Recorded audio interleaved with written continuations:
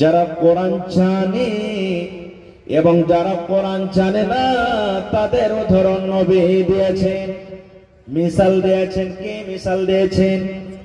বেটি ছেলা হোক, বেটা ছেলা হোক, নর হোক, নারী হোক, জওয়ান হোক, বুড়া হোক, নবী বলেছেন যে মুসলমান কোরআন জানে, যে মুসলমান কোরআন পড়িতে জানে, যে মুমিন কোরআন পড়িতে জানে, নবী বলেছেন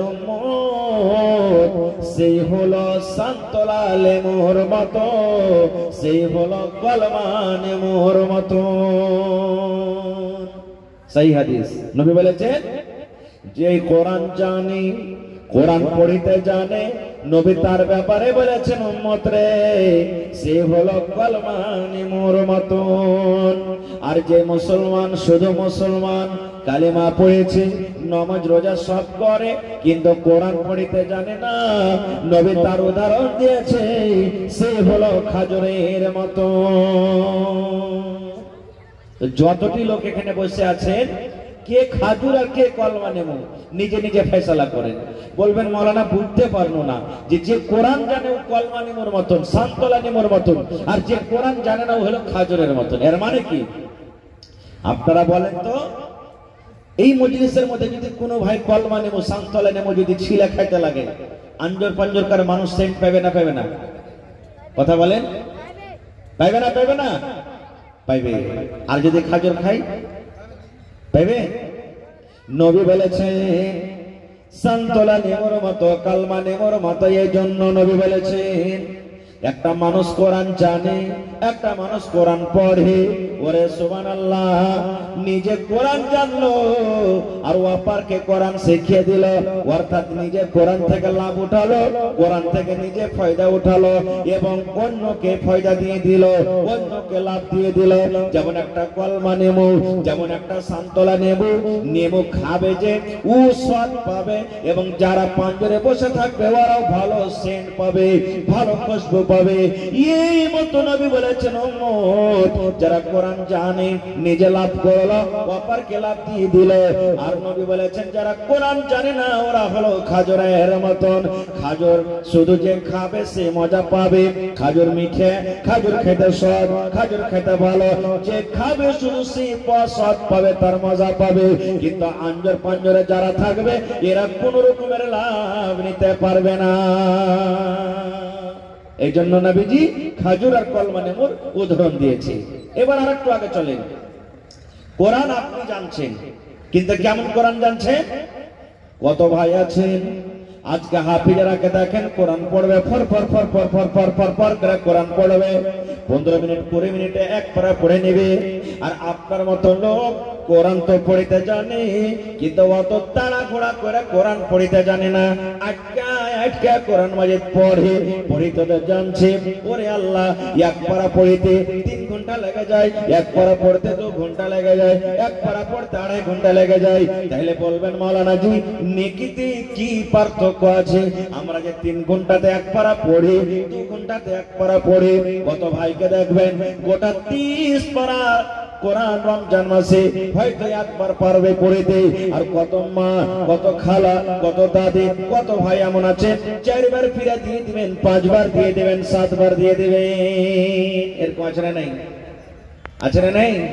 কত হাফিজেরাও আছে কোরআন যখন পড়িতে লাগবে নমাজে তো মানে রাজধানী গাড়ি চলছে,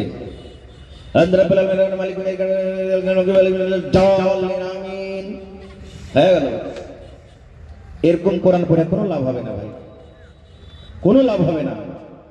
ওরে সুবহানাল্লাহ, নবী বলেছেন মান কারা হারফান মিন কিতাবিল্লাহি, আল্লাহর কিতাব কোরআন থেকে যে একটা হরফ পড়বে, ওরে আল্লাহ কোরআনের কত ফজিলত, কোরআন পড়িতে কত নেকি দেখেন।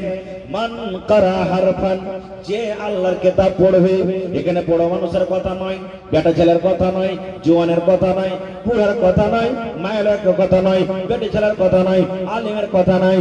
ওরে আল্লাহ নবী বলেছেন মান কারা হারফান মিন কিতাবিল্লাহি, আল্লাহর কিতাব কোরআন থেকে যে একটা হরফ পড়বে, ফালাহু হাসানাতুন, তার জন্য একটা নেকি, ওয়াল হাসানাতু বিআশরি আমসালিহা, নবী বলেছেন একটা নেকি হলো 10টা নেকের সমান। তারপরে নবী বলছেন লা আকুলু, আমি কথা বলবো না। আলিফ লাম মিম হারফুন, কোরআনে যে আলিফ লাম মিম আছে এটা একটা হরফ। ওয়ালাকিন, নবী বলছেন আমি কথা বলবো আলিফুন হারফুন, আলিফ হলো একটা হরফ, ওয়া লামুন হারফুন, লাম হলো একটা হরফ, ওয়া মিমুন হারফুন, মিম হলো একটা হরফ।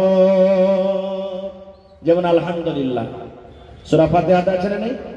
আলহামদু কয়টা হরফ আছে দেখেন? আলিফ একটা হরফ, লাম একটা হরফ, হা একটা হরফ, মিম একটা হরফ, আর দাল একটা হরফ। কয়টা হলো? কয়টা হরফ হলো? 5টা হরফ হয়ে গেল। আলহামদুলিল্লাহ 5টা হরফ। নবী আমার বলেছেন উম্মত, যদি কোনো পুরুষ কিংবা মহিলা আলহামদু যদি একবার পড়ে, আল্লাহ রাব্বুল আলামিন তাকে 5, 10, 50 খানা নেকি আল্লাহ তাকে দান করে দেবে।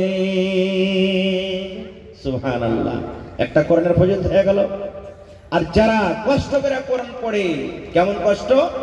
আটকে আটকে কোরআন পড়ে, কোরআন পড়িতে পারে না, তাও চেষ্টা করে না পড়বো পড়বো, নিজের চেষ্টাকে জারি রেখেছে, মেহনতকে জারি রেখেছে, না রে না কোরআন পড়বো। নবী বলেছেন উম্মত, ওই মানুষের জন্য, ওই লোকদের জন্য আজরাইনে ডাবল নেকি আল্লাহ রাব্বুল আলামিন রেখে দিয়েছেন। যে কোরআন পড়ে, আটকে আটকে কোরআন পড়ে, ফরফর করে কোরআন পড়িতে পারে না, আটকে আটকে কোরআন পড়ে, কিন্তু চেষ্টা আছে আমি কোরআন পড়বো নেকি পাবো। নবী বলেছেন তার জন্য হলো ডাবল নেকি। এক নেকি হলো পড়া, আর 2 নম্বর নেকি হলো পড়িতে পারে না, তাও চেষ্টা করে পড়ছে। এই জন্য আল্লাহ রাব্বুল আলামিন নবী বলেছেন তাকে আল্লাহ ডাবল নেকি দান করবে। গোটা পৃথিবীর মধ্যে 1 নম্বর কিতাব কি? কোরআন। এই কোরআন কখন এসেছে? কোরআন কি জিনিস? কোরআন আল্লাহর কিতাব কি মানুষের কিতাব? এই সমস্ত জিনিস আমাদেরকে জানা দরকার। আমি আপনাদের সামনে একটা সূরা, দুটো আয়াত তেলাওয়াত করেছি। সূরাতুল বাকারার 2 নম্বর আয়াত, 2 নম্বর সূরা থেকে।